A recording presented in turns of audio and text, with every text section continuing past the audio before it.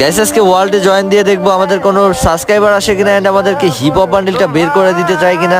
Hello ভাই, hello. ভাই শফিক ভাই বিগ ফ্যান ভাই, বিগ ফ্যান। ও ভাই শফিক ভাই, আমি আপনার বিগ ফ্যান ভাই। আরে ভাই বিগ ফ্যান টু ভাই।